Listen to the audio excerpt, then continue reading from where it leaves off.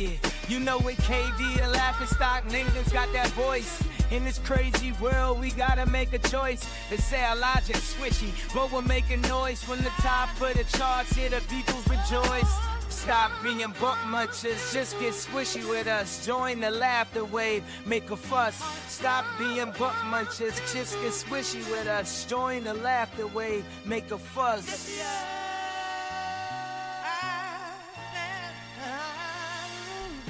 That's when I decided I've had enough of this. I'm just going to slap him really hard in the testicles. And how much poop came out of him when you did that? Oh, loads. Joe Rogan eats a lot, apparently. It's the natural body's defense, so when you get hit really hard there, stuff shoots out. Shoots right out. And it was my first judo lesson. I wasn't going to let him make me look like a bitch. Yeah, Paul, you shouldn't have done it naked. What? He insisted. Yeah. Oh, well, oh. Hello, everybody. Hey, how's it going? I'm poking into your stream a bit down. That's all right. He's crossing the stream. Hello, everybody. Welcome to another episode of Squishyboys. Very nice. I don't know why I'm talking in this candor, but I'm going to continue. I am your comedic babyface, everybody's favourite, KD Hinken, joined us all by my man on the left, or on the right on the screen. No, it's the left because I can't look, but tell him your name. My name is Nathan Parish. I'm the man of 1,000 voices, and not all of them are in my head. Yeet. There we go. Did that real quick. That was like a fucking record time for us to get that out. Jesus. I noticed that you decided to do something, so I'm going to take this moment to get the intro right in. Yeah. Yeah, I know. I appreciate that. We're rocking today. But welcome, everybody. But today, just so you know, before we get on to all the stuff, we are going to be talking today about the life of the most infamous criminal definitely in UK history, in UK now anyway, definitely modern history. Yeah. Charles most Bronson. infamous living criminal by far. Yeah, definitely. If you don't take into like Dick Turpin or Robin Hood and shit like that, then I don't think they're living anymore. No, definitely not. I don't think they're living anymore. And some you mean ever to live. And some of those stories aren't quite as gleaming as they seem on the front anyway. For Charles Bronson? Well, for any of them really. No, most criminals don't have good stories. No, weirdly enough. Really not. Although I was thinking about this, literally, I was thinking about Bronson the other day, and I was really like, as soon as you mentioned it, I hadn't mentioned it. We hadn't mentioned it at all, but I was thinking about him literally like yesterday, and thinking like at some point we should do a podcast on Bronson, and then I realised, you know what we should also do? We should also do a podcast on Chopper. Oh, that's the Australian version, basically. Yeah. There's a film on him as well, ain't there? There is, but Eric Bana plays him. And what we should really do is, you've done Bronson now, I should do Chopper next, definitely. And then we should do a comparison of the two of like, who do we reckon? Well, we could even do that at the end of the Bronson one. Of the Chopper one, yeah. I'm into that. I like that. There we go. Yeah, hell yeah. And what I found interesting as well is I racked my brain trying to think of an American who matched. I was just thinking that in my head. The other two. Manson? I can't think of one. Manson? No, Manson's too dark. You say... I think Charles Bronson's pretty fucking dark. Don't get me wrong, he's pretty fucking dark, but like... Him and Manson have something in... one particular thing in common, though, which most people don't realise about Charles Bronson. I don't think I want to say it yet. Well, I can say it, actually. Oh, I don't know. No, I'm going to keep Let it flow naturally, my friend. You don't have to spoil it now. Okay, yeah, I'll hold it back. But they've got something in common, very much so. Yeah. I don't think Chopper has it in common. He might do, I'm not sure. I'll ask you when he gets through it. Yeah. But, we'll get to that in a bit, though, anyway. But there's also been... We'll do some wrestling stuff again later, because I've got plenty more things to show you. Wrestling. The stupidest moments from wrestling. I do love me a bit of wrestling now. It's wrestling stupid. Literally stuff in the last week I could have put in as well. I think that may be. We may have inadvertently cast ourselves on the perfect way to start that. I love some wrestling. It's wrestling stupid. Oh, yeah. I didn't even clock onto that. That's brilliant. Oh, yeah. But we'll do that at the end, because I know not everybody is into the wrestling. But this is the stupider side of wrestling anyway, though. It's the fun side of wrestling.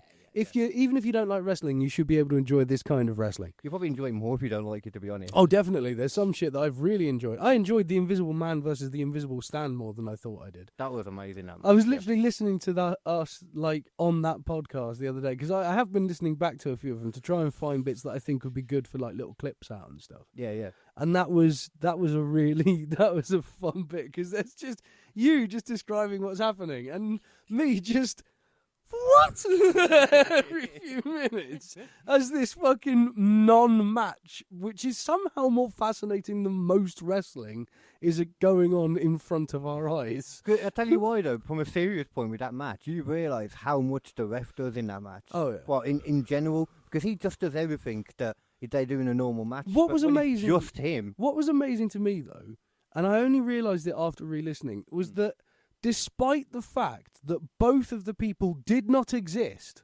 and were quote-unquote invisible, everyone knew what they were doing and when. Yeah. And not only that, they knew what the fucking techniques they were using were. And like, they're in the middle of a fucking punch-out or whatever the fuck it is and all this kind of stuff. I mean, it does show how, like paint by numbers wrestling can be. Oh, yeah. Because a lot of the spots are the same because they work so well. Like, the same things that like as soon as you see like it's hard to explain. They're trading blows. Yeah. And that's one of the biggest ones. Is you know what it is. Just two men standing in a ring, holding onto each other's shoulders, just ripping into each other.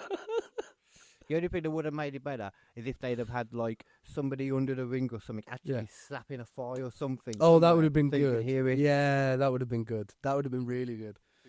But to be fair, they ended it by breaking a fucking board with nothing. Yeah. That was the best thing ever. That was so good. I had no idea it ended like that either because I'd never watched it all the way through. Oh man, I'd heard of it and seen bits, but I'd never watched it all the way through before. That is such commitment to the bit. It made the entire 10 minutes beforehand totally worth it. It was like fuck yes. Oh wow. Anyway, on to other things. You know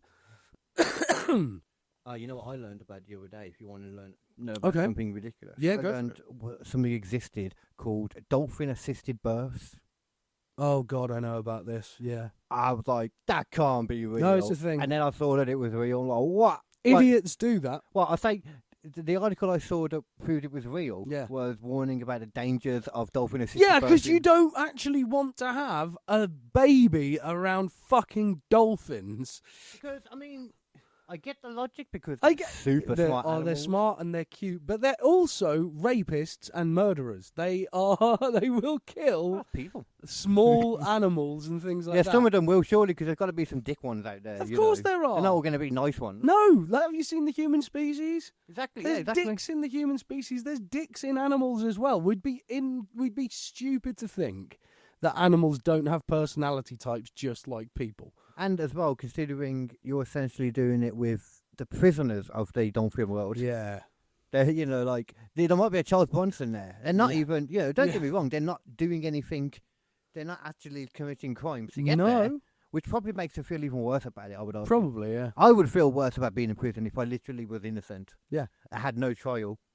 Then they explain Free to me, the dolphins. like, what is happening? And they're saying all this weird language. I'm like, just talk dolphinish. Yeah. Yeah. Can't do it. No. Well, because you're not a dolphin. I heard someone do it on a quiz show the other day. And I was like, that's amazing. Okay. You should learn that. Yeah, you should learn some animal impersonation. Yeah, I can't do it at the moment. I've got too much chest infection-y stuff going on. I got too much chest. Yeah. No. It would just sound like someone trying to start a fucking diesel engine. Yeah. Have you been watching any of Beast Games? It's gone back. You didn't know Beast Games was back. Oh, I thought you said obese games. Oh, that would be great. I was going to say that I would. Why aren't I watching that right now? In fact, fuck that. Fuck the Olympics. The Olympics is a piece of shit. What we need is every country to get their fattest members together, make them do all of the sports of the Olympics. Samoa's winning. Yeah. Samoa is winning that for sure. 100%. They are winning shit out of that, man. And whoever, but there's different categories for wins as well. There's all the sports wins. Yeah. And then Then there's who loses the most weight throughout the entire set of the Olympics. Or maybe your points are decided on how big you are. The biggest people, they put their points. They've got a handicap, like in golf. Exactly. So the standard is you've got to be this weight. That's the minimum weight. Yeah. Anyone else above that, they get a handicap. Yeah. Mate, this is a great idea. The obese games. Let's fucking get this shit going. The only issue you will have though is you'll have many casualties each games. Yeah. You probably need about the Olympics every 4 years. Oh, they're going to have a lot of heart attacks. Well, I'd say you'd need it every 10 years because I think after every games, Yeah. like a good 30-40% of them will die. Oh, yeah. Like, I don't mean in the space between, even more than another 10%. No, but then the next fattest at gets the in line, games- don't they? Huh? No, but you just do it every 4 years, but then the next fattest get in line. True, that might be a way to call them out. Yeah. I mean, Yeah. No, I mean, yeah.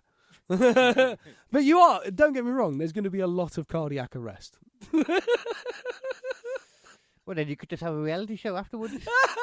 My life after whatever this game's is called, Fat Yeah. Games. We can get them on the way in and on the way out, like Dana fucking White. Oh, like doing that, yeah. Yeah. Yeah, and we'll have our own short and tall comedian scientist man. Yeah. To go and interview them when they're concussed as well. Definitely. Instead of being concussed, they'll just be perhaps Just having a heart attack. Yeah. How's it going down there? How did that go for you? Hey, did you know that aliens are real? Oh, actually, that brings me perfectly onto what I meant to tell you. Actually, a specific one I really meant to tell you today. Going back from one of our old episodes. Yeah. One of my favourite episodes that we did, to be honest. Yeah. Of definitely probably my favourite alien episode, the Virginia incident. The one in Brazil where I can't even remember how long ago. Oh, I do remember that. I do remember that one. We had that one running around the town and that the co saw it. Loads of people saw it. Yeah. Since then, in that area, do you remember that the alien was apparently taken to a hospital to have stuff done to it, and there was a video done of it when it was having all the tests done. Yeah. And this guy, the guy who originally did that documentary, his name's eluding me now. I should get it while I'm talking. Actually. Yeah. He's gone back down there, doing more stuff into it. I think there might be a updated film coming out because he's got so much more stuff about it. Even though he's already shown it on a podcast, so it's really silly when you guys have a documentary coming out. They're going to Joe Rogan or something, end up telling you everything from it, showing loads of clips from it. So it's do I really need to watch the documentary anymore? Yeah. Let me just moment of contact. I want to get the guy's name. You know, I've realised again from listening to a few Joe Rogan podcasts is that I really enjoy listening to it almost because I disagree with Joe Rogan on a few things and with his guests. I don't get me wrong, for the most part I think I agree with almost everything that most of the people say on there, because most of that's not it. Because most of the people who go on there aren't fucking genuinely bad people. Yeah, no, of course, yeah. But when I do disagree with someone on what they say on that James Fox, yeah, that's a guy. I can disagree with them in a way that I feel sort of makes me feel like I don't know. I think I'm trying to word this right. By listening to people who you disagree with on a regular basis, and not letting it get to you, you do yourself a massive service in the long run, because you are able to then do it in actual conversations and things like that. And not only that, but by sitting and listening entirely to someone's idea on something which is different from yours, you can actually understand what their point of view is, where they're coming from. And in the vast majority of cases, if you do that, you start to sort of not agree with them, but you start to at least see their point, shed light on their point. Yeah, you should definitely always want to understand the point of somebody else. Yeah. And the thing is, I think after COVID for a bit, I'd got myself into a bit of an echo chamber of just things that weren't really challenging me mentally. Yeah. Not even an echo chamber of just agreement with myself. Just I wasn't looking into going out into other things and being challenged. like to my morality and my thoughts and my ideas and all that kind of stuff. I just always, I love being challenged. Like anytime I yeah. say something, like you challenged me on something in the last podcast, I was like, I like that. That was good. Yeah. I like being it's challenged. good. I like having my brain worked out, and I think that is the best way of working out your brain. Go and listen to someone you disagree with in depth and just listen to it. How does that relate to the? Is this to do with the aliens? This is just to do with the Joe Rogan. Oh, okay. Because I just think by listening to it again recently, I've started to feel my brain waking up again. Right. It was like it was fucking dawn. Oh yeah, because you're not as in agreement as a lot of the stuff with Joe Rogan. I don't. We're not even. Again, it's like I agree with the vast majority, but like, sometimes he'll have a guest on who's talking about this things. Like I have Matthew McConaughey on. He was talking a lot about God and stuff like that. I'm not a big God guy, but I listened to him and I was like, you know what? I understand where he's coming from on this. I don't think I agree with it still, but I understand what he's saying. And that was, it's like your brain's a fucking puzzle. You know what I mean? Like a jigsaw puzzle. But you can't finish the fucking jigsaw puzzle unless you go searching for new pieces. You know, you got to go through the pile, man, and sometimes you're going to come across a piece that you don't want right now. I think by then the puzzle will or for a different fucking jigsaw. But you will find the one you need if you keep going and trying to find it. You know? Yeah. I don't know if that makes sense. I don't know. I get what you're saying. You know what I mean? It's like it's difficult to talk about because it's sort of it's beyond like standard operating procedures for most people. I think most people don't want to be challenged, but I think you should. No, definitely. I think I think challenge is the most important thing. Yeah. A lot of people don't want to like, to even like get to the point of being challenged. You need to like let yourself learn about stuff that's going to annoy you anyway. Yeah. Most people don't want to do that. No, which I get because sometimes I don't. Sometimes I'll just ignore shit for a bit. I'd rather be informed and annoyed than in general, 100%. Ignorant and happy. Even though we are ignorant probably to most shit, just they make out. We want to at least know the thing that they're telling us, even if it's not true. Yeah. You know. We at least want to know what the lie is. Yeah. That's what I'm thinking. Yeah. I at least want to understand the lie so I can... I don't know why, but it's like struggle I think is healthy. Mental, physical, all kinds. Well, it depends because going back to that Virginia incident, that struggle wasn't healthy because... I mean, one, for example, the guy grabbed up the alien and then he got, like, killed by, like, a bacteria and that. Yeah. And this was the reason why, like, there was all this stuff going in the hospital and the guy went back to it, that James Fox guy. Yeah. The guy's name now. And basically, he got contact to one of the head doctor, one of the most respected, probably the most respected doctors in that hospital because he's actually like the #1 neurologist in the world. Oh, cool. And it's like he's getting older now, but he's still working, like he's still sweet. But he's decided basically he had some info about that because he worked at that hospital. He was there at the time when it happened. And he agreed to meet this James Fox guy. So he went back up there and he snuck him into the hospital with the guys through the back, and it's all on documentary. You see it all happening. Sneaks him in, takes him into the place where it happened, and told them what basically. No, I saw a video, but that doesn't matter because I was there anyway. I spoke and had a conversation with the alien, and there's even like a little thing of him on. Do you want to see the little bit of video of him? Just yes. Are you fucking kidding me? How did you not think? Yes. Okay. Yes, I definitely want to see that. Turn that up, nice and loud. Holy shit. Okay, so this is going to be in a different language though. So you know what? I might actually mute the audio because there's no point in being in a different language, and I'll read out the subtitles for the people. Yeah. We do it that way. Yeah, do it that way. Okay. So this is on the Danny Jones podcast. Okay, so this is the fella. I missed his name then. Actually, I'll get his name because it's probably good for the thingy. Okay, here we go. I am Italo Denel Venturelli. I swear that what I will share is the truth and nothing but the truth.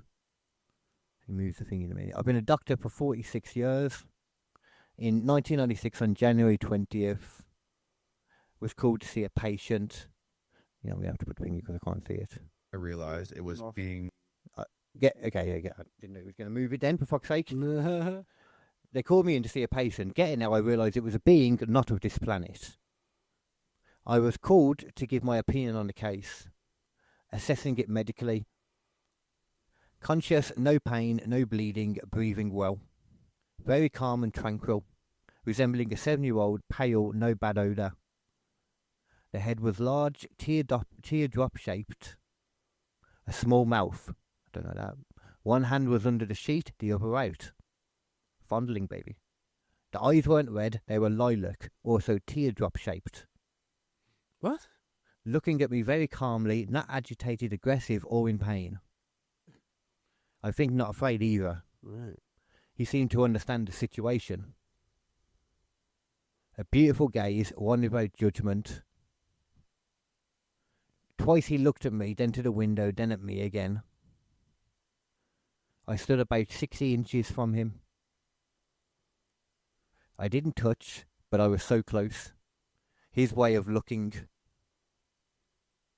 suggested an intelligence greater than human.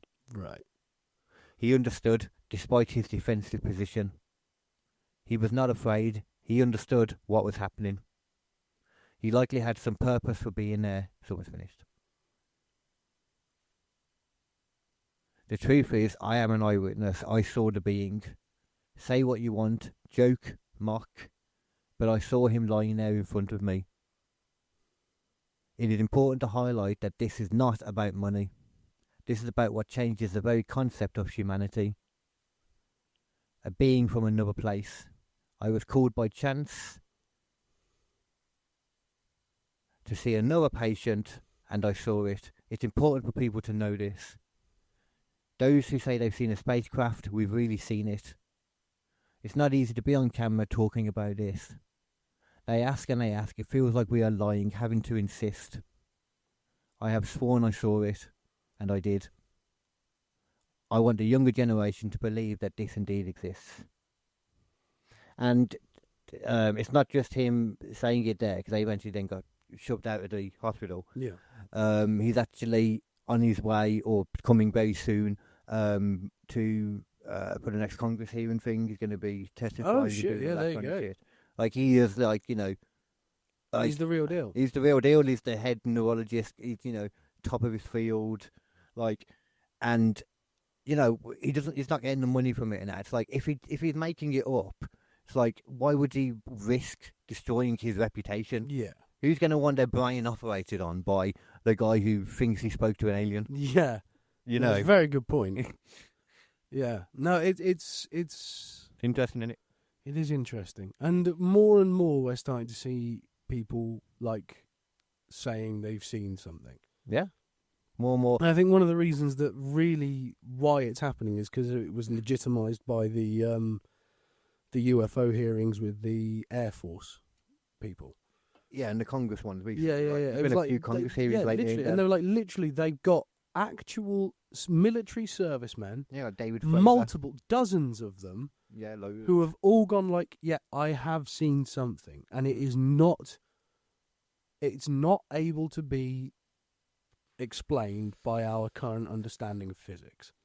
You know, like, I'm travelling, like, Mach 5 in a fucking incredibly advanced jet, and there is something moving at the same speed or faster in the water without causing a ripple. Yeah, and they can just shoot off quicker with and then a moment notice. And it comes out of the water without causing a splash, and then just boom, it's gone. Well, like you said, it's like every couple of seconds the radar does, or like every second the radar does like a blip, and within one blip, one of the things went from sea level to gone. Yeah. And it's like 60,000, however oft. Yeah. So it's like it went at least that many feet per second. Yeah. You know. Which is beyond our capabilities by a significant margin. I mean, it's interesting, like, that we say, but our capabilities are strange anyway, because they're so debated. I understand why people have this, because there's all the moon tour come up again, now, ain't there, because of the Artemis 2 mission that's about to go.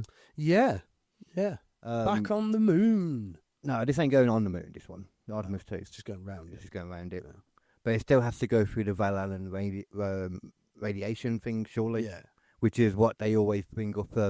Because I don't know if you've seen, there's like a 2014, there's like some NASA guy talking about technology, and he's saying for us to go to this part of space, through the Van Allen radiation belt, what it's called, that technology doesn't exist yet, and we need it before we can go through that region. And it's like, well, you've already gone through it though, multiple times. Yeah. So I understand the confusion. It's just radiation shielding. It's not that hard. Which is pretty much it's really it's not that hard, guys. Yeah. I've pretty much gone to the side again where I'm like, I'm pretty certain now that we did go to the moon. Yeah.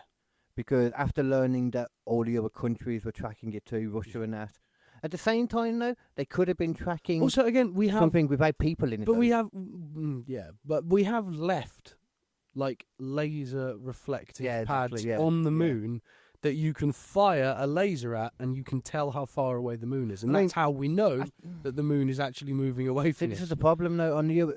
Each time someone says something like that, though, I'm like, yeah, we could land one of them without going there, though. Potentially, yeah. We could do that. Potentially, yeah. But you would have to have a fully automated system, and the last time we went up there was in, like, the 80s. No, but I mean, like, just we've sent rovers to, like, Mars and shit, innit?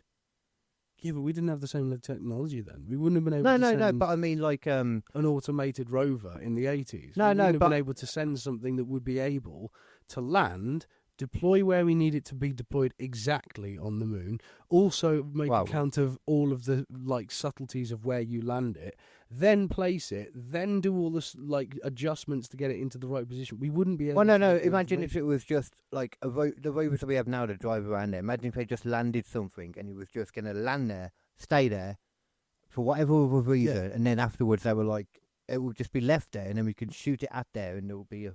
But the problem is... Yeah, I'm saying, there is an argument there that he could do. Yeah, I'm not saying I believe that. No, I understand that, but just to do the counter-argument, those mirrors have to be so fucking precisely, like, adjusted to get the reflection back. Because if you're off by even, like, 1/1000th of a degree, it's not going to reflect back in the direction you need it to reflect back to. Like, those things have to be so perfectly put back so that you can then get the bounce off of the thing to where you need it to go. Yeah, I mean, I know what you're saying, but at the same time, they could just have so many different ones at different angles in the same position. It could be a big, long thing. Maybe. There is ways around it. Maybe, but I think realistically... I think we did go as well. Yeah, realistically, I think it... Even if we did fake stuff, though, I think 100%, that's been proven. I think if you want to argue that the first one was fake, I think that's, if they want to believe that's debatable. I still think that we did. Yeah, I think we might have just lost a lot of the video, though. Yeah, but I think that's ultimately what happened, because we had fucking and pictures, and also we were trying to record stuff with no radiation shielding. Yeah.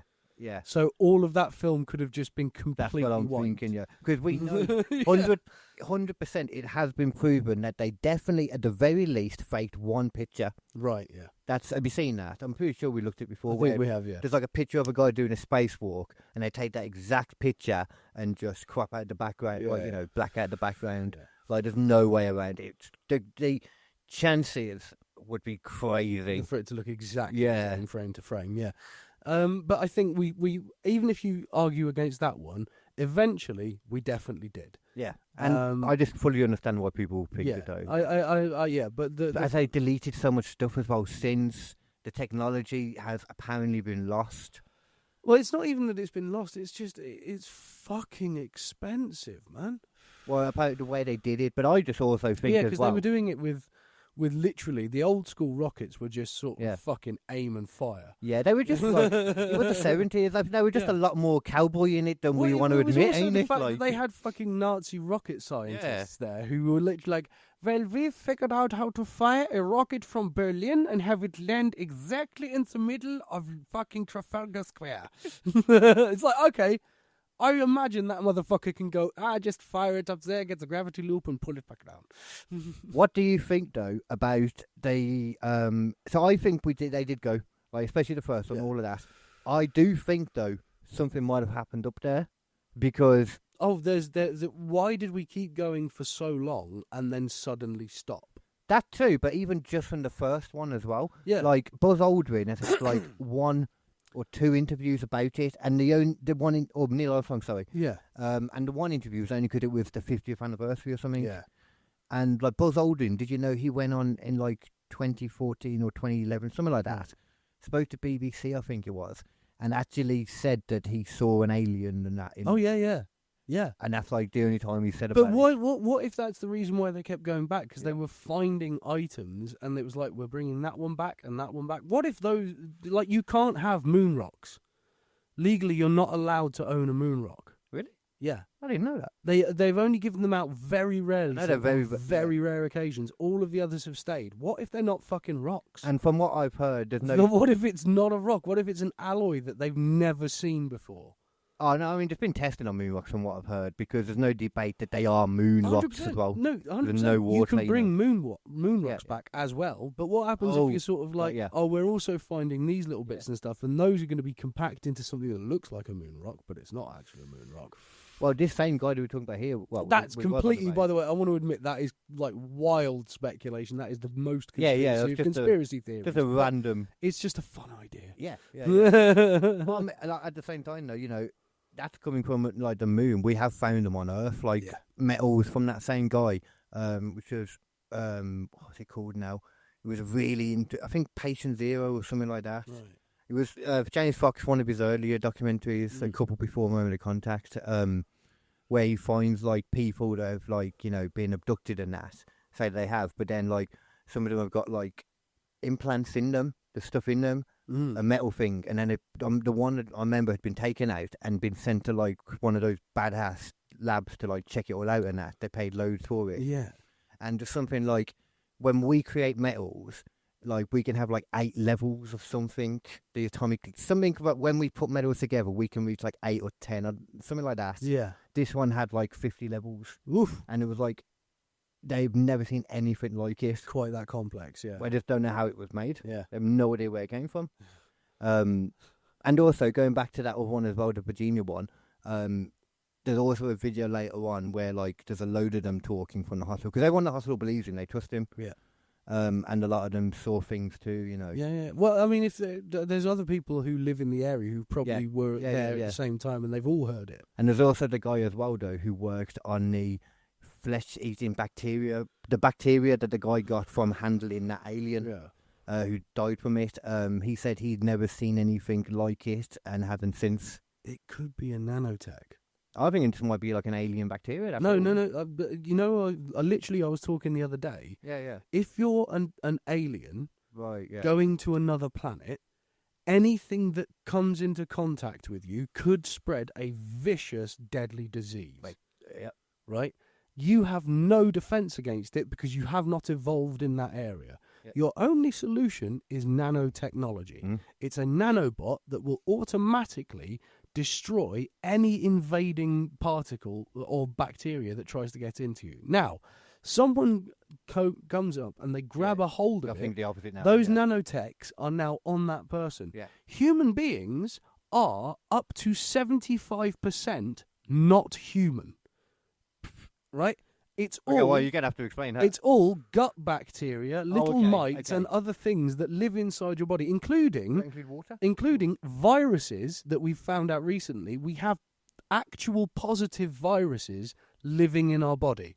What do you mean? They found this out recently. Positive viruses. So there are viruses. Yeah, good viruses. That makes sense. So there's bad viruses like the cold, but we found out recently that there's a natural biome of viruses that live in humans as we are, and they go around hunting cancer cells.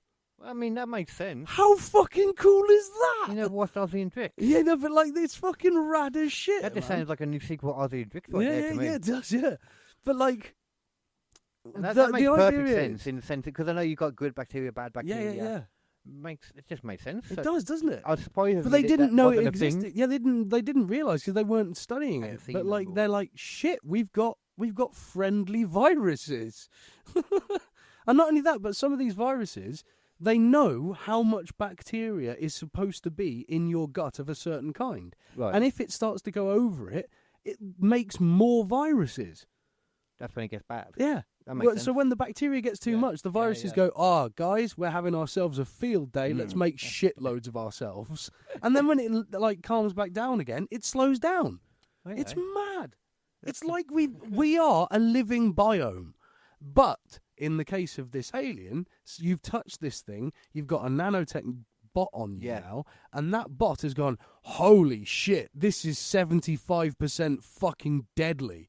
Kill it all. Yeah. You know what I mean? So he might be thinking of it as bacteria because he's seen the reaction that it's doing to it. So basically, he's being torn apart molecularly by nanomachines. I say that, I wonder if he managed to, if he could look at, say, if it was like nanomachines like duplicating, doing their thing. Yeah. Like, I'm assuming that's how it would have to work. Yeah.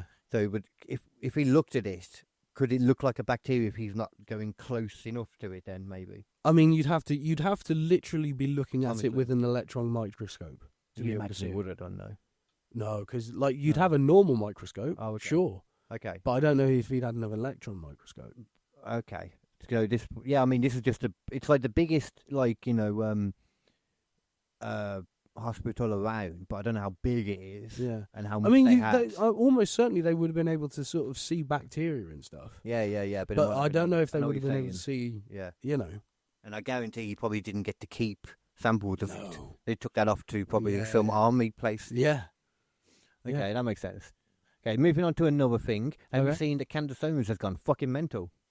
I will finally admit. No, but she's always been fucking mental. I've always thought that, there's always something to what she's saying, like the whole thingy being a man, Project McQuan. Oh, yeah. There's some truth. There's things that I've seen. A broken clock can be right twice a day. Yeah. But now, though, I'm like, I think she's legitimately lost it. Okay. She is now... There was a thing where, people have said that she seemed to have a thing against, Turning Point for the whole Charlie Kirk thing, and specifically Erica Kirk, Charlie Kirk's wife. Oh, yeah. Basically, she has come out now saying that she believes she says Charlie Kirk believed that he was a time traveller and an X-Men type character who could, as he'd run down the road, light bulbs in the lamps would, beam up and then overload and... What? And he was in an X-Men shows type school for people like him to have that. And do you want to know where she's getting it from?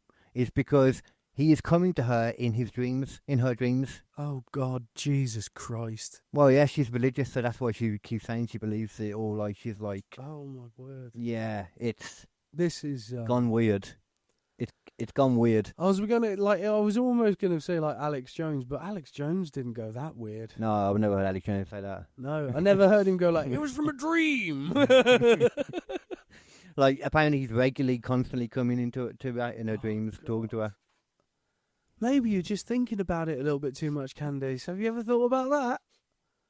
Have you ever thought maybe just take a fucking break? Yeah, she keeps talking about she wakes up in the night and it happens that she has to record it all down and tell her partner, wake him up, and I just feel sorry for him and all of this. Oh God, yeah, just sleeping, having a lovely time, and then suddenly Candace is just like, "Hey, wake up! Oh God damn, babe, what? What the fuck now? What the fuck did Charlie say now?" Man, it's mental, man. It's like the 11th time that week. He's just fucking sick of it. It's been going on a while as well. Yeah. She lost it, man. Oh, I don't know. He's a time traveller. And he keeps saying as well, look to the left. They did something to the left of me or something. Because I think the idea is that Erica was part of the ones that killed him, Turning Point did, and all this. Yeah, man. She needs some assistance, I think. I think Candace needs some help. I'm still open to Bridget being a man. Well, just because of her reaction to it all is more what made me question that Bridget. Yeah. I'm but you never know. Now I'm I don't know. I don't feel like I can trust anything Candace says anymore. No. That's okay. That's kind of, it's tainted a lot of what she's. And I was never a huge fan, but I wasn't a huge fan. No, that's beyond. I found it entertaining when I felt like she was a really good journalist. She was really putting in the time and the research, that's the one thing I felt about her, and then this, I was like, oh, okay, that makes me rethink everything I believed in the past now. You know, maybe she was just getting it from dreams. Yeah. Yeah. She's had like 6 or 7, like. Yeah. She has a fucking nightmare, and she's like, "Quickly, I have my next news story. Owls are actually aliens." Do you realise what I did then? Did you see what I did? Yeah. I did 6 or 7. Yeah. Oh God. Okay, before we get on to Bronson, have you seen that Windows is fucking up right now? I mean, is this new? Well, yeah. Windows 11 had an update.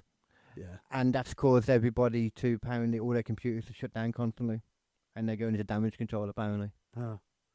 It's a good thing I haven't done my update. Same. This computer as well. Yeah. My new one's a Windows 11. I just haven't done the most recent update. No, don't. Yeah, don't do it. I won't. Do not do it. Yeah. Don't do I it. never do the updates immediately. Yeah, you I shouldn't do. always postpone the update because you inevitably get a thing come out like the day after where it's like, Windows fucked up the update again, it loses all of your files and cripples your computer. It's like, well then fucking what? What a shocker, eh? Yeah. Right then, I think it might be time now maybe to get on Let's to the... get some Bronson. Yeah, I'm just going to copy that over to a thingy. Get Bronsonated. Mr. Charles Bronson. So not the actor Charles Bronson. Yeah, we should make that point. We should make that very clear. We are talking about the UK prisoner Charles Bronson. Okay. I was going to say actually, did you say you had seen that film with his that he was in? Tom Hardy. I haven't seen the film Bronson. So that is the first thing that I saw it on. That's the first thing I saw of him. So I'm just loading up the document at the same time. The film, that's what I remember from Tom Hardy. Great film. Like, it's legitimately a really good film. I just remember that cut it off. The interview that he does where he's like, I had Bronson on the phone, and he's like, "Oh mate, how's it going?" He's like, and I thought I wasn't feeling great. Just broke when Tom Hardy's talking about his combo with him. Yeah. He's like, "You remember that little kid, son? The one who was stuck in the beach off the shores because they couldn't get his leg out. That wouldn't happen to me." He goes, "Why wouldn't that happen to you, Bronson?" He goes, "Because I tell him, cut it off." He's such an interesting fucking dude, man. Yeah. Like, see, that's the thing, mate. No matter how hard it is, sometimes you've got to cut a little bit of yourself off just to survive.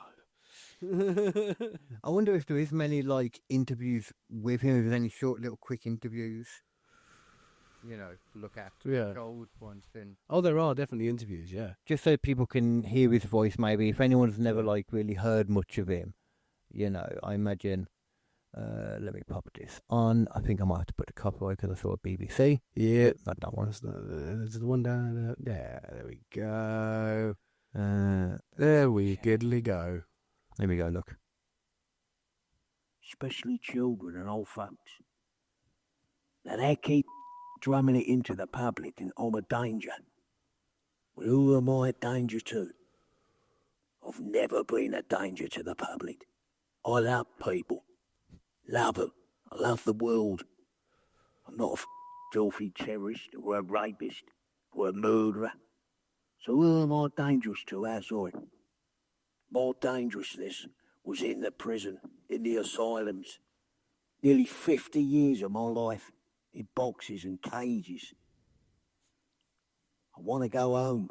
I'm an artist, born again. I hate violence. I despise it. And that's all.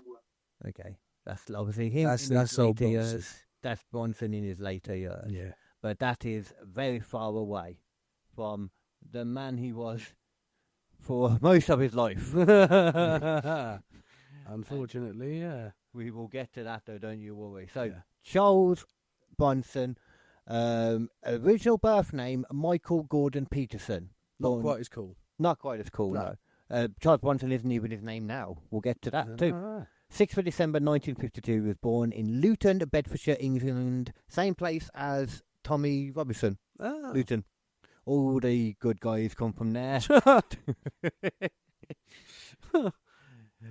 He will eventually go by the names Charles Arthur Salvador. Yeah. He has one son. We don't need to get into that. That's pointless. We'll get to that afterwards. What we're doing.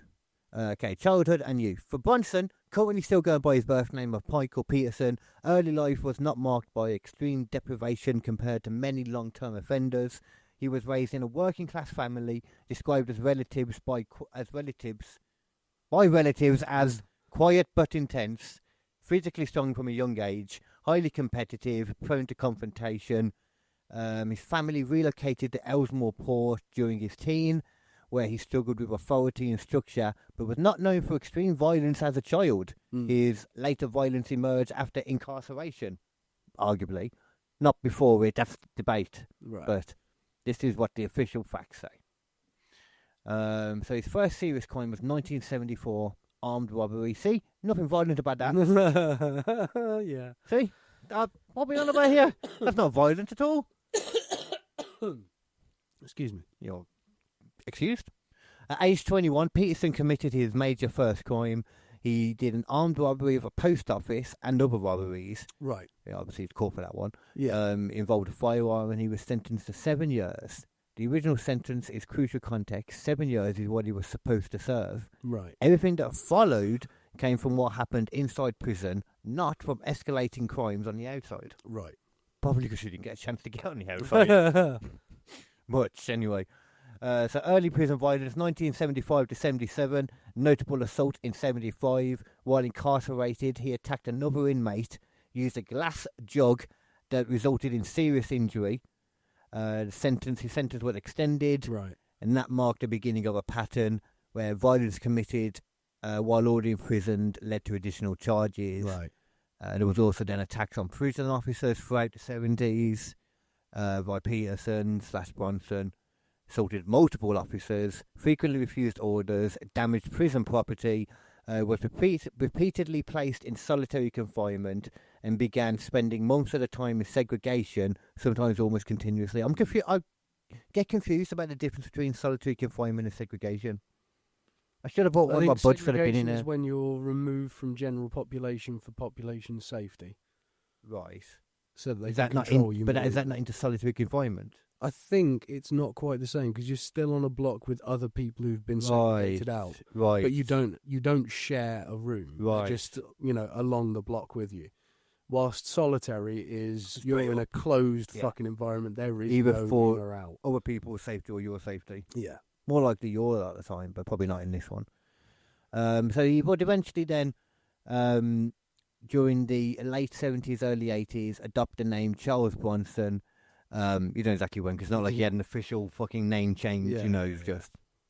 reportedly to project toughness and as a self-created prison persona as a form of rebellion and branding. Right. Probably because his behaviour became so performative and violent and symbolic at this point. I think it was just easier to give it a persona. Like when you're on stage, and it's easier sometimes if you have a stage name or something, or you see yourself as a different character on stage. He was like on stage all the time. Yeah. It does seem a bit like someone who's getting pissed off at the system more than anything else, though. Yeah, yeah. You know what I mean? Oh, definitely. I mean, that's the problem with a lot of this stuff about him. There's like the facts behind what happened, but because he was in prison through most of it, you don't really know exactly. Especially because it was a time when like CCTV wasn't a common thing.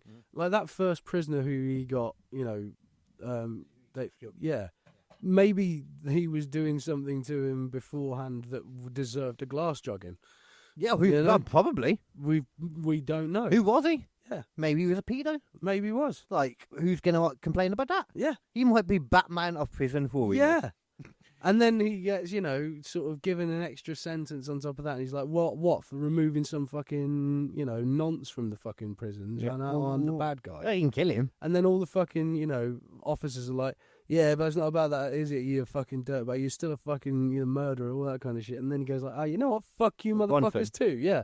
And he starts going after the fucking officers. And then they put him in solitary. And then he starts going a bit crazy. And then suddenly he's like, you know what? If you think I'm a fucking animal, I'll be a fucking animal. This might be the time to make one point, actually. Yeah, now you said it. Yeah. Because the second time it's called the thing that he had in common with Charles Manson. Go on then. Despite all of this, and he's been in prison like all his life, etc., Never killed a single person. Oh, so the first person didn't die? Yeah, nobody. Oh. Never killed anyone. Through his whole life up to this point now, he hasn't killed a single person that we know of. But he's in fucking prison as well. Like, you've got to... surely you've got to accept the fact that, like, someone being in prison is a different fucking environment to the outside world to a certain extent. Like, why are they so desperate to keep him in the prison? That's the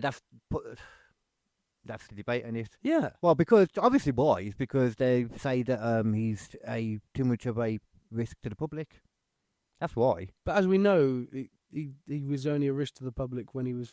There's people who've done far worse shit than this who've been let back out. Yeah. Yeah. There's literal nonces who've been let back out. I mean, yeah. It's hard because there's a lot of people I can think of. Like, you look at... I'm trying to think of a different example than Tommy Robinson, but that's in my head already. Yeah. But you look at, like, you know, the amount of time and the kind of incarceration he had. Like, you know, if they want to be harder on certain people, they will be. Yeah, but I don't understand why. Because they're in this case, I don't understand. I reckon because, like, it's like when somebody's trying to escape all the time, or you know, I mean, you know, don't get me wrong, he's not killing people, but I mean, some of them might want to be. He didn't kill people, but you know, like, he fucking hurt very him. badly. And later on, he'll do some stuff where it's like, that's fucked. So I mean, you know, we'll get to it though. You know, this is only early 80s then. So hostage taking begins in the 80s. Oh God. Hostage incident of a prison librarian would be the first. Right. One of Bronson's most infamous early hostage incidents. He took a prison librarian hostage, barricaded himself, and made bizarre demands, including a helicopter and a ransom involving publicity rather than escape. What? Yeah, he didn't even want to go at this point. The incident once again ended with 8 fatalities, but added years to his sentence and cemented his reputation. It'll also get to the point now, I reckon, too, where it's almost like he's embarrassing the prison. Yeah. Because I can't think of any times. I'm pretty sure there's nothing in here about him trying to escape. It's almost at this point you start wondering, like, if he's trying to keep himself in by just constantly doing stuff that he knows is going to extend his sentence. Right now, yeah. You know what I mean? I think there's also, you know, definitely by this point as well, there's the whole what's it called? Institutionalism, institutionalized. Like, you know, like he doesn't understand what he'd do on the outside anymore. Yeah, I don't know though, because he does also. I don't know where it is. It's difficult though, isn't it? Because a lot of times people can have two, you know, opposing opinions in their head, and you get stuck with it. I mean, it could well be that that's what's sort of happening, especially if someone's like naturally combative, you know. Yeah, it's hard as well because he was in prison the whole time, trying to get a real idea into his frame of mind and stuff, isn't it? Yeah. So I'm just looking here now, like how many real interviews has been. Like, this is a lot of them are more about him, you know, when you look into them. I mean, if you go up, there was that short bit. Short? Yeah. Oh, yeah, that's probably going to be easier any point. Dad pricked me. Oh, let's pop it on for the people. Yep. I'll pop that on just in case. That's it. I don't think I need to right now. Up outside Gartree Prison in Leicestershire, and I was released as a Category A prisoner. So I wasn't given any form of rehabilitation whatsoever, such as I had no home leave, no parole, no nothing. Now, on the way home, me dad pulled into the cafe on the motorway. Now, I wasn't properly ready for mixing with people. Now, I went to the toilet, and there was about 7 or 8 people in the toilet, geezers. Now, I don't know, I feel like he's pretty turned on still, because, slight spoiler, he does go on to become a pretty established author, artist, a few different things. I mean, maybe he's just high. Yeah, I don't know. He has a performative air about it. Yeah, he might be still in his performative point here. Yeah, this is what I'm thinking. Yeah. This is his Charles Bronson era, isn't it? Yeah. I was convinced that them people in that toilet was waiting for me. Paranoia. Well, paranoid. I don't know about paranoid then, but I felt that they was waiting for me. Put it in a nutshell, I was ill prepared to go out. I wasn't ready. Now, my old dad picked me up. So that's interesting straight away. Even that, just getting a bit of let's hear a few of these. Petitioned to the Home Secretary about coming off Cat A, coming out of solitary confinement my last 12 months, and it was all blanked. I wanted to come off Cat A. I asked to go to a hostel because I didn't want to come back to prison. Now, my old dad picked me up outside Gartree Prison in Leicestershire, and I was released as a Category A prisoner. This is the bit we just heard. Now, Well, it was, wasn't it? Yeah. on the way up, So even then, straight away, we tried to find 2 bits, and it was it's the same bit, yeah. I don't think there's a lot. That's the bit we looked at before on BBC. Let's just a quick little look if there's any more. See, that's a different. That might be a different bit. Meet Charles Salvador. No, it's not even. Oh, this one knows. I hate own fucking videos. Fuck that shit. Oh wow, look at that. Fight footage. A prison fucking boxing match. That's awesome. I do remember reading something about this now. Fights in a charity bout at Bourse Theatre, East London, helping to raise to help others. This bout sees Charlie. Read that again. Copyright to Mirage Publishing. There we go. We'll say the copyright to. Charles Bronson fights in a charity bout at Bourse Theatre, East London, helping to raise to help others. This bout sees Charlie unleash his pent-up anger after being released from prison. Visible on Charlie's back are the words, "Free Alan Byrne." These have been drawn onto Charlie's back so that he may bring attention to the plight of a fellow prisoner that he left behind. That's cool. A cracking right hand Fucking for Charlie's closes round 1. Jesus, mate. Damn. Charlie gets a little too enthusiastic. Yeah, he was actually. Keep an eye on the crowd to the He was right. being. I was thinking he was being quite reserved at first, you know. Yeah, I'm like, yeah. he doesn't feel like a crazy madman, and then Yeah, totally turned now. Second fucking round, he goes mental. He goes prison out. Turns into a nasty gun. What looks like a black mark on the floor. Oh, It is in fact a gun. As someone's foot catches it, in fact it's Charlie's foot, you can see its outline. shit. There's a gun on the floor, and someone's like, "Oh, just pick that up." So as to calm the angry crowd. What the hell is this? Fucking hell. He's had a bit of a life still somehow, hasn't he? Yeah. Like, okay, so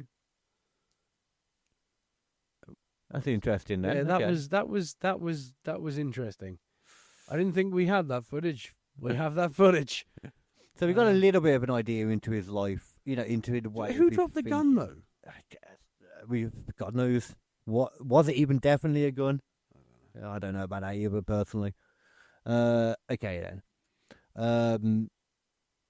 Where do we get to? Okay, so other hostage situations. And over time, he would admit to taking 11 hostages across 9 incidents. There might be once too. This is what he admitted to. Then I guess. Yeah. Which included prison officers, prison governors, medical staff, and fellow incidents. Each incident resulted in prolonged standoffs, sometimes hours or days, caused prison lockdowns, and then, of course, added further sentences. Right. But then he still would go on apparently for temporary releases and immediate reoffending, which I reckon was still before that, what we saw just the boxing match. I reckon that was later. Yeah. So he released after serving time, within months committed another robbery. Right. Actually, maybe not actually, mate. That could have been during his... That's probably while he was released then, because Yeah. looking at the quality of that video we just saw, that probably would be 80s. About the 80s, yeah. no, that 90s makes possibly. sense, yeah. So Sometime, he was released yeah. and then immediately did another robbery and Yeah. then straight back to prison. Within months. So that was just the one he got caught for, probably. 1992, he got released again and was rearrested. So he should start again, surely, from whenever he was last out. Surely, Yeah. there could have been some, what do they call it when it's like suspended sentences and stuff, though, I guess. I don't know. Yeah, like you don't always, if you get let out, like, and then like you reoffend or something, they'll be like, okay, well, that time we let you off before or something, that's getting whacked back on now too. Yeah. You know, shit like that. You know, so there could be that for all of these. So he was released in 1992 and rearrested in the same year. Again. Release and rearrest Within week. Conspiracy to rob. Right, okay. And which means he probably did at least rob. They couldn't prove that he definitely was the one in there doing the robbing, but they could prove that he was arranging it. Yeah. So then returned to prison permanently from 1993 onwards. Wow. So in the 90s, he would escalate to extreme violence. Well, if he knows he's not getting out, he probably wouldn't have known that for sure. Yeah, no, he wouldn't have known that for sure. Yeah. So repeated assaults during this period, he attacked prison officers. And this is like just to a higher level now. Yeah. Caused extensive cell damage. Smeared feces on walls during protest, called a dirty protest. Yeah, of course. Frequently stripped naked during confrontations, which is one of the things I know him for best. It's just, you want to fucking have some? Throws his clothes off and just dick waddling around while attacking people. It's what most of the Tom Hardy film is. Yeah, it reminds me of there's a bit in American Dad where someone goes back home to find that his wife's been banging his barber, right? And his barber comes down the stairs, literally buck-ass naked, and just goes, "This ain't the first time I've fought naked," and just starts attacking people. Man, it's a good tactic. If you're ever in a situation where you think, I'm not going to get out of this, get naked. Get naked. It's like, what are you going to fucking do to me now, motherfucker? As I said before, well, if you're lucky enough if you punch a naked man, you're gay. Yeah. And if you're lucky enough to have some dog poop with you in a bag, smear that on you too. Yeah. Go even further. Yeah, that's poison damage. Yeah, here you go. Yeah. A world is a Pokemon battle. Yeah. So these actions then would now eventually lead to regular removals by force via riot teams. And you would be transferred between high security prisons, I guess. Did something in one, they got sick of him, transferred him somewhere else. Yeah. Just be put into continuous segregation. And then 1999 to 2000, there was an incident that changed everything. Okay. This is probably the one that got him in probably for good, I reckon. This is the single most important event in explaining why Bronson received a life sentence. Right. Even though a life sentence doesn't only mean life. Right. In the UK, anyway. It's like 15 years or some shit, I think, life sentence. Used to be 14, I know. He took prison education teacher hostage, held him for approximately 44 hours, threatened violence a lot, barricaded himself in the prison wing, him and the teacher, of course. And although the hostage survived, the court deemed that the psychological harm, the planning, and the prolonged duration sufficiently, and the prolonged duration led to a warrant for a discretionary life sentence. Right. Basically, I got rid of something there from me by accident, but the psychological harm that it did to the guy, like it fucked the guy up. Yeah. Like, you know, yes, he didn't kill him, and he didn't like beat him too much or anything. You know, it wasn't about the actual violence he did to him. It's just the guy was like a wreck afterwards. You know, Right. Which you could argue is like murder. You killed what that guy was. I know it's not, but I don't think it's a life sentence. no. Well, no. I don't think it's a life sentence. That seems a bit much. I hate to mostly on Bronson's side of this, but like that doesn't seem like a life sentence to me. No, it doesn't really seem like a life He hasn't sentence. killed the guy. If he did kill the guy, then yeah, I'd see your point. But that's... It's about, I'm guessing, though, the repeated over and over. I'm sure it's fucking horrible. I'm sure it was the worst 44 hours of that man's life. But there are people who are... past ones as well, and the fact that it keeps going up and No, down. yeah, I get it. But like... But it didn't happen, though. He didn't go on to eventually kill people, so they were wrong. Yeah. Like, I get that they might have thought that at the time, but they were wrong. Yeah. Yeah, you're right. I can't disagree either. 2000 life sentence, was sentenced to life imprisonment, sorry. Despite the fact that, the key points, he had not committed murder at any point. The life sentence was imposed due to repeated hostage-taking, severe institutional violence, and perceived inability to safely manage him in normal prison conditions. Right. Which doesn't mean anything to me. No. That just means that you're not doing your job well enough. Yeah. So segregation and control units is where he spent most of the 2000s. In close supervision centres, extreme isolation, small concrete cells. You know what you should have done with this guy instead? Mm. You should have walked up to Bronson and you should have gone, here we are, son, right. It's a life sentence for you, or you go through the SAS training program. Yeah. They used to do that kind of thing, didn't they? They did. Because I feel like he would be a fucking fine candidate. If you put fucking Bronson in a fucking beret and fucking stormed him into the middle of Afghanistan, he'd come back with 1,000 fucking different dead people's fucking teeth. Just in rings around his neck. Eventually as well, he'd probably stop doing war crimes, I reckon. Yeah. He might, eventually. Eventually, yeah. But, like I said, though, we'll get to it as well, but he does go on to clean up his act. Yeah. Like, this is I understand that at this point, when we were talking about when he got the life sentence, that they might have thought, he's just going to go on and keep doing this. He's going to murder people over and over eventually. Yeah. Like, I mean, the fact that he'd never actually killed someone was lost on me in the past. That's mad. It seems crazy, doesn't it? It seems crazy to give someone a life sentence for not killing someone. Mm-hmm. And even before that, he was in there for so long, but that was because of the stuff he kept committing, like the different things. Yeah. So they just didn't want him to get the chance to go out again. Yeah. Is what it feels like. And obviously back in this time, it was easier.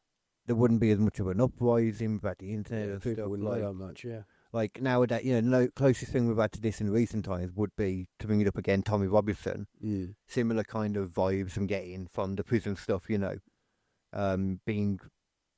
seeing certain things in prison. Seeing prisoners somehow like perfectly normal and a fine environment that everyone should just act normally in. It's like, you know what I mean? What? Like people should be allowed to defend themselves in prison to a certain extent and things like that. Oh yeah. Well, they are. Yeah. That's not what he did though. That's not what Bronson did. Yeah, that's not what Bronson did in the slightest. Or Robinson was different anyway. I just more for the fact of like being like that they would just back in the day throw someone in prison and just figure out ways to just keep them there and that's the end of their issue. Yeah. Tommy Robinson, they kind of seem to want to do the same thing, but nowadays it gets brought up easier. People know about it. It wouldn't be as easy to do it as much now. Where did we get to? Okay, so he claims he has spent over 30 years in solitary confinement cumulatively. But from that point, though, the violence would continue to rise as well at this point still. Yeah. Notable incidents include, so this is 2000s and then 2010s beginning, would just include assaults on guards during forced cell extraction. So every time people would come out to pull him out, he'd attack, be throwing furniture and appliances, including washing machines, apparently. Okay. Fucking hell. That's strength. Yeah. Fuck. And it makes sense as well because, like I said, later on, you think, how is he going to do all that? Like, how is he staying in this fit ability when he's a solid confinement? He's working out the entire time. He would release a book later on, called I think it was Solitary Fitness, all about how you can, make yourself beefy and strong and shit just without having equipment, just in a block. Yeah, using body weight. Yeah, exactly. That's like standard prison body like shit now. If you see someone who's jacked as shit from prison, that's why. Yeah. That's the do, man, as well. 'Cause they're just doing fucking push-ups and squats and fucking shit all day. That's just the best shit anyway. Yeah. Like, push-ups are by far just some of the best things. Oh, yeah. And pull-ups as well. There's always somewhere to pull up. No, normally I'd talk across just to like quiet it out. I think I wanted it to be heard then. Oh, right. I want them to hear you're ill. Yeah. Hear your illness. I'm still got phlegmy, you know. Okay, so he would also, not to be throwing shit, be flooding cells all the time and doing self-harm protests. 2014, he would assault a prison governor. Oh, God. At HMP Woodhill. He attacked the prison governor, which resulted in serious injury, but once again, no deaths. It just keeps saying serious injury. I'd like to know what serious injury meant. Yeah. But I imagine they weren't good, to be honest. It couldn't, Yeah. Led to further sentence extension, not surprising. Actually, you know what? I didn't realise that was only like 2014. It was only 12 years ago. Yeah. The amount of cumulative stuff from then would still be more than 12 years, in my opinion. Probably. So I'm actually kind of like, I kind of understand why he's still there. Yeah, and serious injury could be serious. anything from a stab wound all the way up to a broken bone to a fucking Life changing. to something truly life changing, Yeah. like a broken spine or something. Broken spot. Yeah. The incident became central evidence in later parole refusals. And with it only being 12 years since that, at this point now, yeah, you know what? I kind of get it, actually. I've kind of gone the other way again now. Yeah. I get it. Like, if he hasn't done, well, see, if he hasn't done anything since, then, yeah, Then we can that would see. have been, we could have talked. Yeah, but, like, if you're going to go and start fucking seriously injuring the fucking person who runs the goddamn prison, then maybe you're probably not a good fucking person to be around. 1952. So he's now 74. Yeah. That's right, isn't it? 74 now then. 74, yeah. So he would have been 64 at this point. So he still could have been able to do some stuff. Like, now he's getting to the point then where he's maybe old enough that he could, you know. I surprised myself. I've kind of gone the other way now. Where I'm like, no, you know what? No, it's fair that he's still in there, I think. Well, let's see, because like a person can really change in 12 years. Yeah, they can. Yeah. But they still got to serve the time for the shit they've just done. True. And this only happened in But having 2014. said that again, people have got out for for good behaviour on less. Yeah. Yeah. Yeah. Or even on more, I should say. Yeah. I don't think they'll let him have a good behaviour on anything though for this, because the way things Because the way he's they had take it some very personally. bad behaviour. Yeah. It's also as well, like, you know, when like the police always go ham on somebody more when they attack a police officer. If you kill a police officer, then you best be assured your days are numbered. This is the thing. All these violent crimes are against prison staff and Yeah. people, and do you know what I mean? That's gonna make it worse to them. Okay, so 2014, the same year though, is when he actually changed his name to Salvador. He went from Charles Bronson to Charles Arthur Salvador after Salvador Dali, as he wished to be recognised as an artist rather than an inmate. I now suddenly have a different opinion on that after realising that was the same year he did that. Yeah. Other one. But, okay. We would go into more focusing on art and writing and fitness at this point. He produced paintings and drawings from prison, and his artwork has been sold and exhibited, but proceeds donated to charity in some cases. I wouldn't be surprised if I'm sure he gets a little bit. Yeah. I'm sure do anyway. I'm okay with that. Yeah. Still his work. Same with his writing, his autobiographies. I don't know. That part I could see them having an issue with because it's going to be mainly about the crimes he committed against people in prison. Yeah. So I understand that maybe that might be a bit different. But there's also letters and essays on prison life too. His fitness, he developed extreme body weight routines in tiny cells, which he then used when he authored Solitary Fitness. Honestly, I'd quite like to read that. But it's probably a good read. You know what I mean? Mm. Good. I'd like to have Sam? fucking like Charles Bronson body. You know, he Yeah, looks like he proper could do beast. some. He looks like he could do some serious damage. Fuck yeah. As we 100%. fucking saw. Yeah. Psychological profile, diagnosed with antisocial personality disorder. Ah, so that explains a lot then. I was not fucking surprised, anything. Did you No. really? I mean, Not at he all. might have developed that anyway. That's the thing. It's isn't it? potentially possible, but like, especially in a prison situation where Yeah. you've got to be on edge all the time and you can't trust anyone. Yeah, and Yeah. he put himself, like we said, into this. Like, he kind of like, I think there was some disassociative in there. Oh, there's got to be, yeah, especially in that interview. Yeah. Let's go back to just talking about that interview for Okay. a bit, because like the way he sort of looks around when he's talking, he's like he's in the middle of a thing. He's like, Yeah. and they dropped me off at Luton.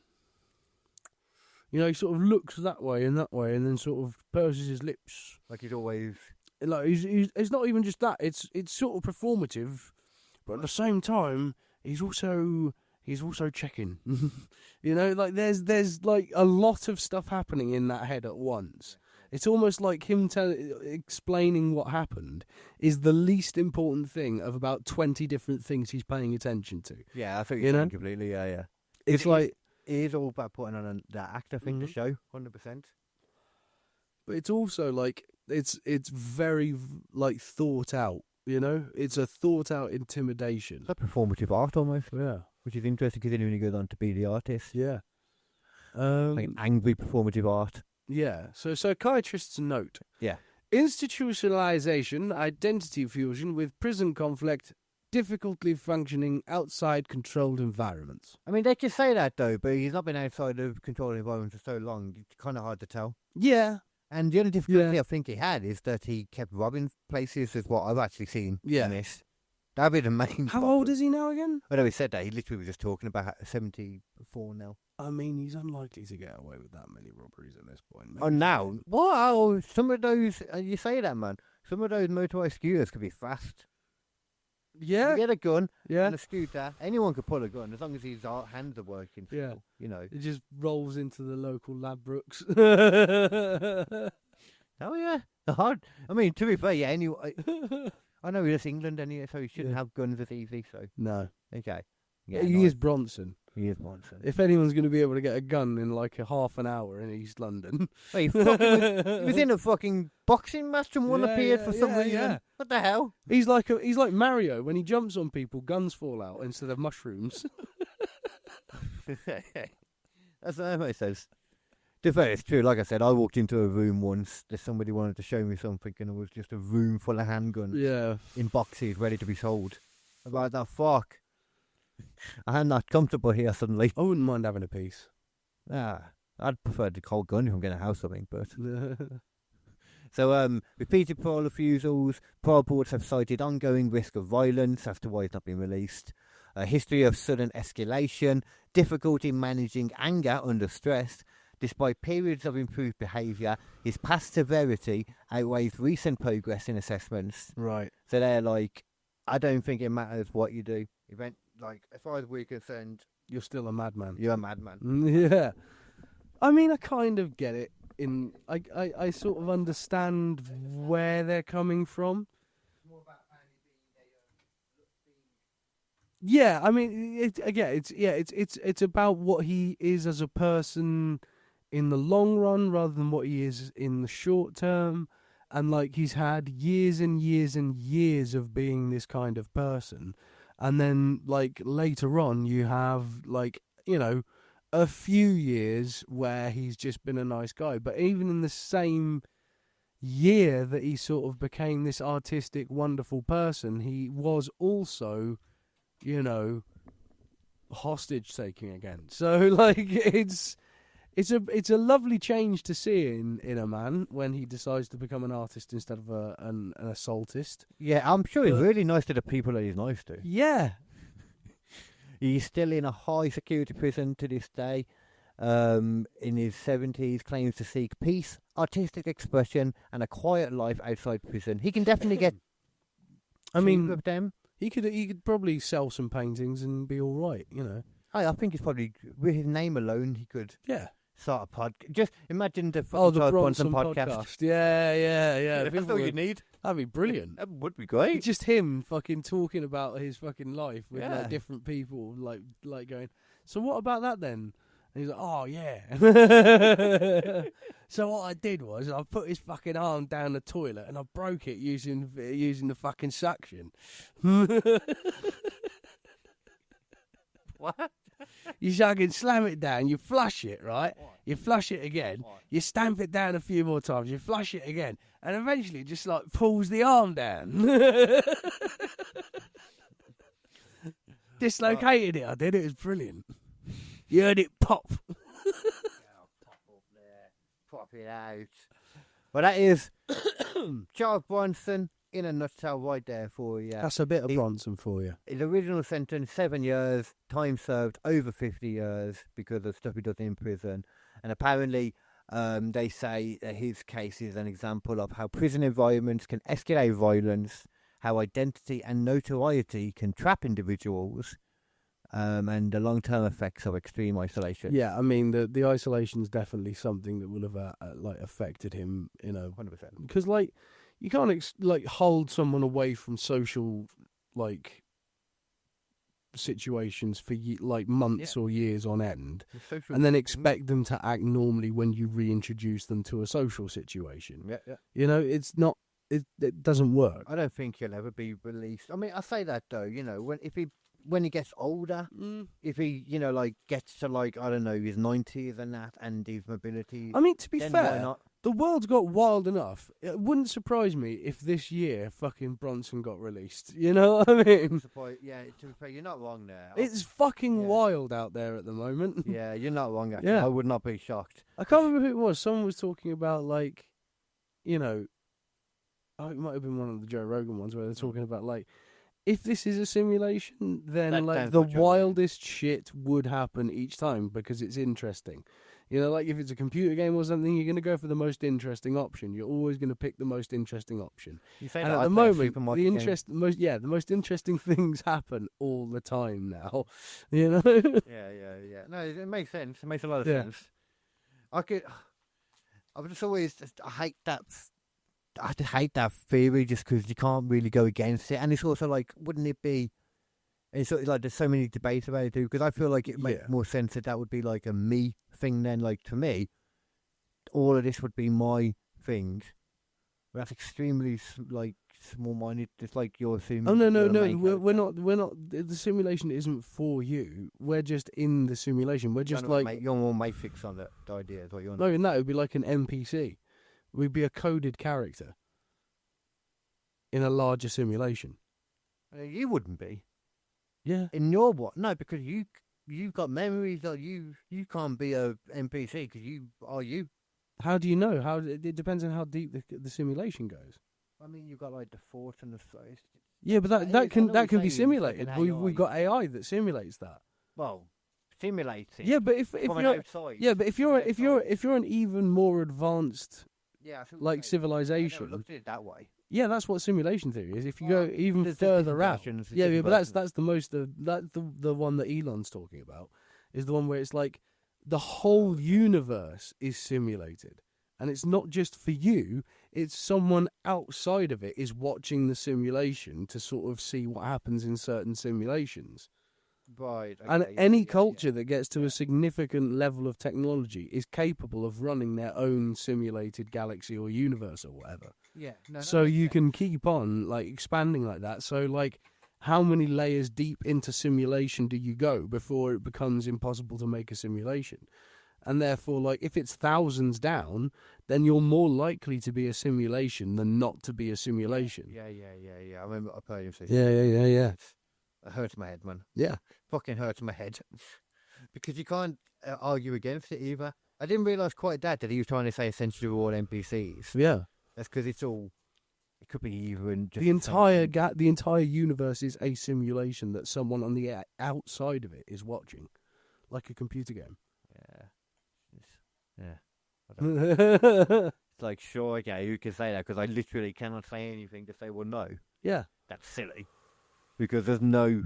Futurama did a whole episode about it where they were like, you know, oh, well, is it possible we could be in a simulation? And Dr. Farnsworth goes, no, of course not. In my simulation, I had to install a maximum speed for the entire simulation that prevents information going any faster so that the RAM doesn't get damaged. And it's like, what, you mean like the speed of light in our universe? And he goes, ah. I am wrong. I was right all along. We are in a simulation. But there's lots of things that do seem simulatory about it. You know, there's sort of the world, you mean? Not just the world, the universe, the galaxy. Right. You know. Oh yeah, okay. When you say the world, I mean Yeah. Earth. Okay. When I say I meant like Earth, life, yeah, life. Yeah, life in general. But like, yeah, Earth is very specifically weird, like we've talked about before. It's super weird. It's super weird having a moon that is exactly the right size to just block out the sun, precisely. It's another part why I dislike it so much too, because I get a lot of it. To me, though, when I hear that, I think it's more like a reality show.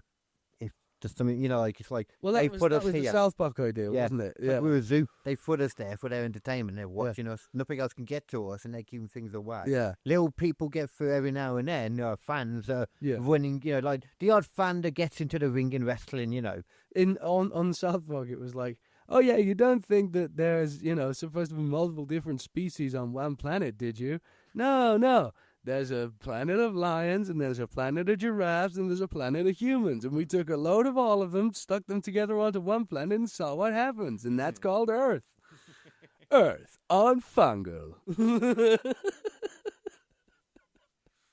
It does seem like Mate, it that's sometimes. No, because of how, like we said, because of how perfect anything is, and like, you Yeah. know, I mean, just to like, with the perfect example is the eclipse thing straight away. Yeah. The perfect. If we were living on a planet that didn't have that, and we just had like 4 or 5 little moons just spinning about us, like most fucking planets. Yeah. And someone wrote a sci-fi story about a planet where the moon was exactly the right size to block out the sun every so many hundred years, you'd be like, that's just bullshit fiction, man. Well, you. Like, that's never gonna happen. No, I'd be like, oh, okay, so that's there. So he's trying to tell me that can't happen naturally. So somebody's done that. I'm waiting for. Yeah. It's a little clue for what's going. Yeah, exactly. Yeah. That's what that feels like. Yeah, because it does, man. it does. It feels so like much. it's like in fucking Game of Thrones. Yeah. You know why the winter is so long in Game of Thrones? Why? Because they don't have a moon. Is that what it is? Yeah. Oh, okay. That's in the actual lore as well. They don't have a moon, so the planet spins, but it doesn't have anything holding its axis. So sometimes it dips into the winter for an extended period of time. So the winter can last like 60 years. I read so much into Game of Thrones, I'd never actually even thought about that. Yeah. I was so into it at one point. There's a new series now again, isn't there? Yeah. There was a new movie as well. I don't know about it. I think there was a movie, I yeah. haven't seen anything. Actually, in the cinema. Like an offshoot movie. I've seen nothing about that. There's a new season just started. Or maybe it's a... No, it's a season that's just started. The 7 Kingdoms or 7 Nights or something like that. Right. What's just started. I need to get back into them because I still haven't... After Game of Thrones, I did plan eventually to watch that House of the Dragon, I think it was. Oh, yeah. And then, I don't know what's happened with that now. Because they just started this new thing. Oh, they were. There's multiple things in the off thing. I think this is a prequel, the new one that started. They're doing lots of prequels, yeah. Yeah, because even Thingy's a prequel, to be fair. Like, it's just... They love prequels now. Well, prequels are the new sequels. Why go forward when you can go back? Yeah. They've explained, to be fair, so much of the lore. Yeah. It makes sense. I do get it.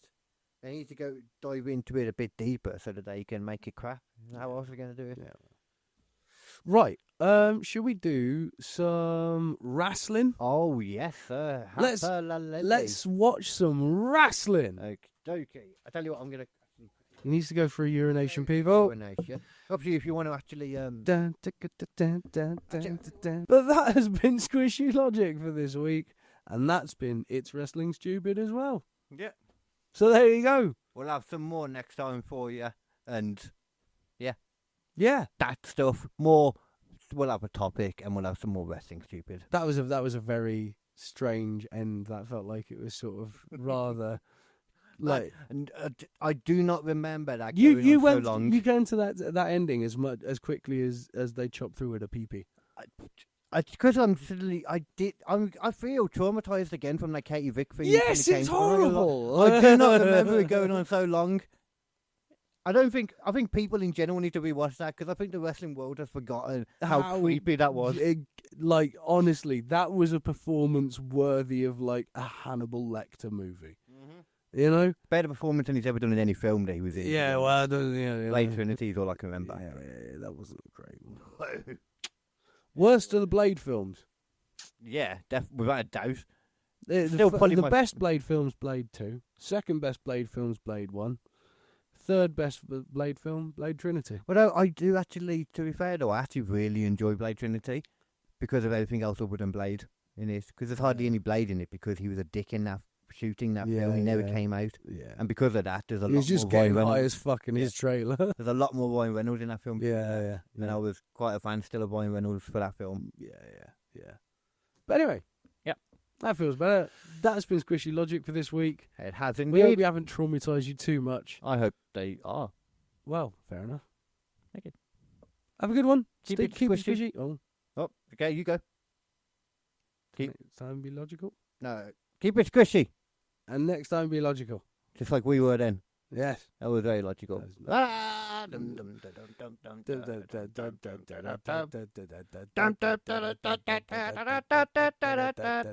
Fuck you. Oh.